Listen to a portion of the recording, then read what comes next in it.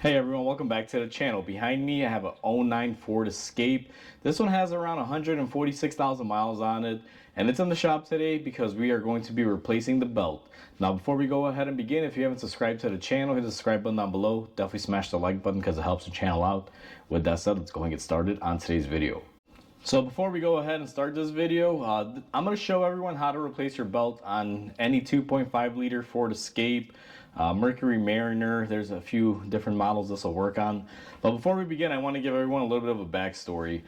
This vehicle was in my shop. I looked at it about a month ago, recommended a belt and a water pump, and the customer declined. I don't know where the car went, probably a shop or maybe, somewhere else. I'm not exactly sure. Maybe the customer did it. But the customer came back today, and I noticed there's new parts, new pump, new tensioners, new idlers. What I think is a newer belt, but this belt obviously is off the car now. We've already done it, so this is after we've done the repair. You can see the belt was pretty much shredded. You can see the ribbed side and then the other side. So there's going to be a few steps in here that I'm going to be doing or I'm going to be mentioning because of this particular scenario. But if you're just looking to replace the belt, it's pretty straightforward. You'll see you just remove that cover, as I'm going to show you in the next clip.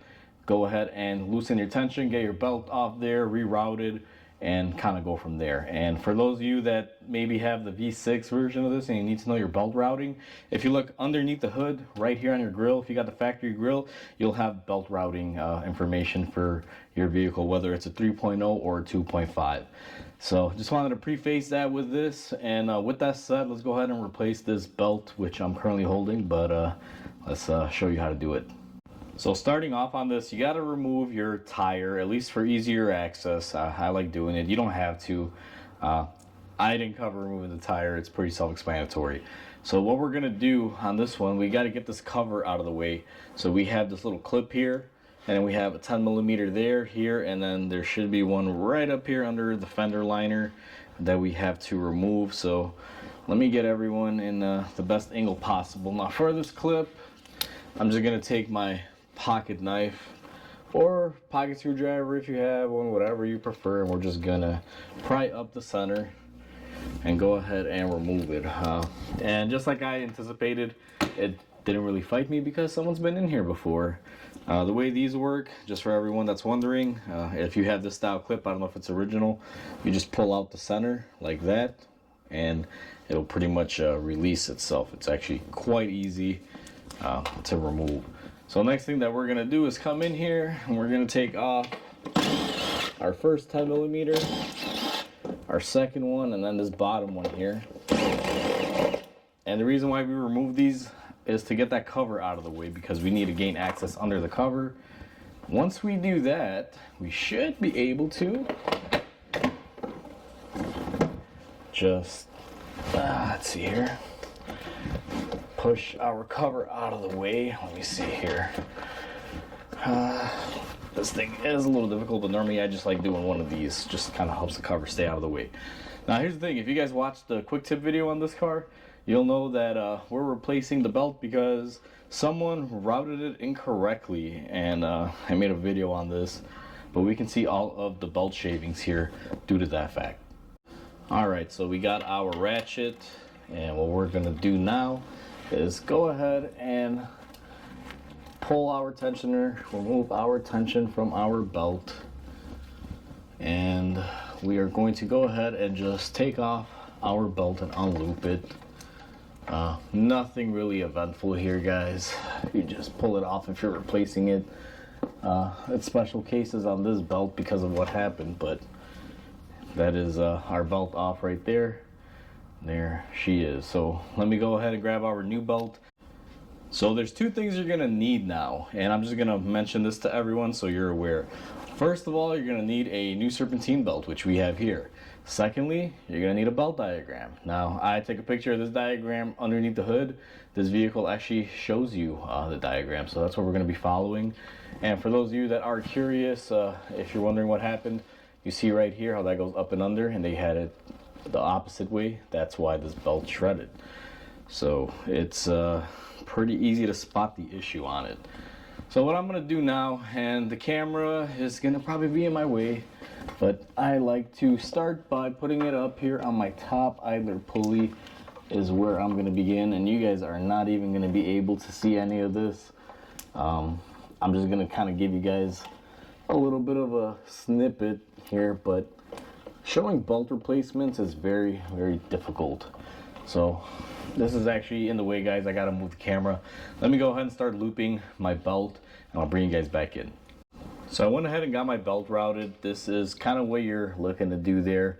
The easiest way is start it off on that idler pulley up top, pull it underneath this idler on your alternator to your tensioner, through your water pump, and then route it through your AC compressor, and then leave the crank pulley, I guess you can say, in the end. That's kind of where we have it here. If I can get this camera to stay still, it's pretty easy. It's not horrible, guys. What I'm going to do now is go ahead and I put some tension on my belt. I always like to pre-tension it. Now here's the thing, I don't know if I'm going to be able to wrap this around the crank pulley. Sometimes the crank pulleys are the hardest ones to go around on, but let's try this. Maybe we'll get lucky today, but usually it doesn't work out too well. Let me get some more leverage here on my ratchet and see what we can do. Switch hands. This is the fun part when you do these by hand. As a matter of fact, you know what I'm going to do here? Since this is already pulling apart, we're kind of losing our footing here. Get the belt lined back up. Doing this by yourself is usually fun. It's nice to have a second set of hands. And yeah, okay, so I kind of knew that wouldn't work. I'll leave it in there so you guys don't do what I did. So what we're gonna do now is this. We're gonna take this off of our tensioner, and then we're gonna put it on our crank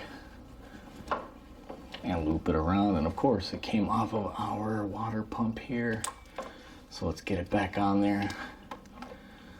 And then what we're gonna do, give ourselves enough room here and see if we can just slide it over there. But hold on, our belt shifted.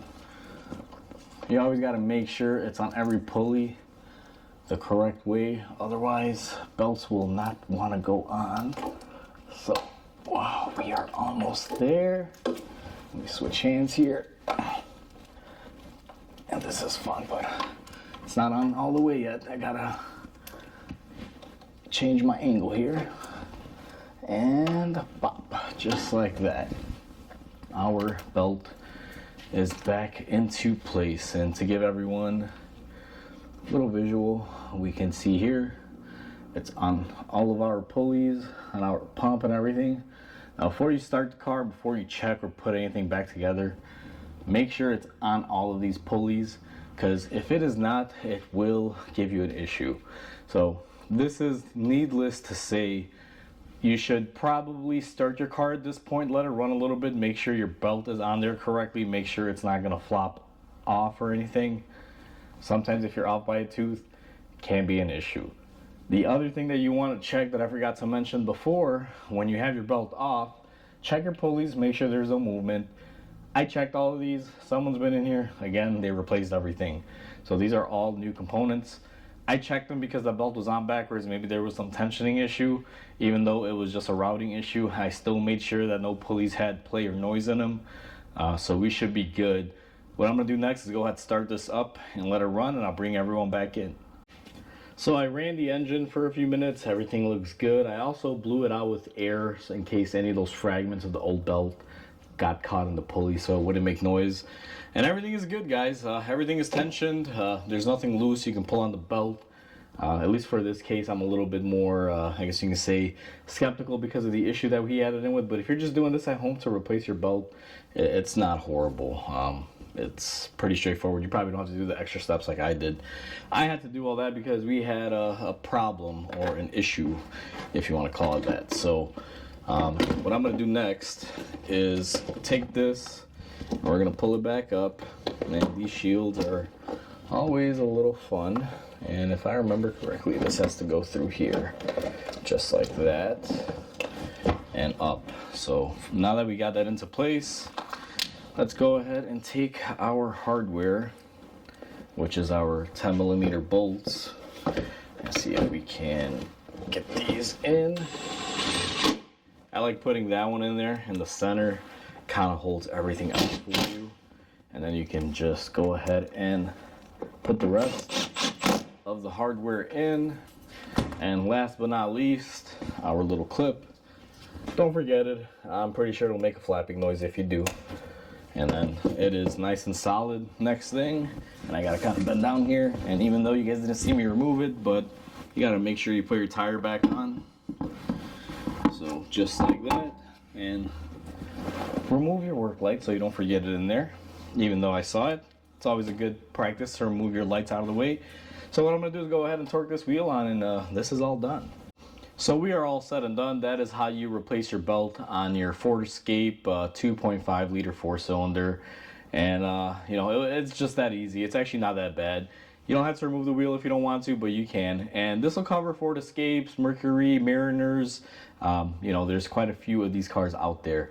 It's all pretty much the same engines and everything, just different badges on the cars. So if you have one of those, you can actually do this on your vehicle as well. Like I said, this vehicle had a little bit extra stuff. This was a weird one, guys, because the reason why we're replacing the belt is because it was routed incorrectly.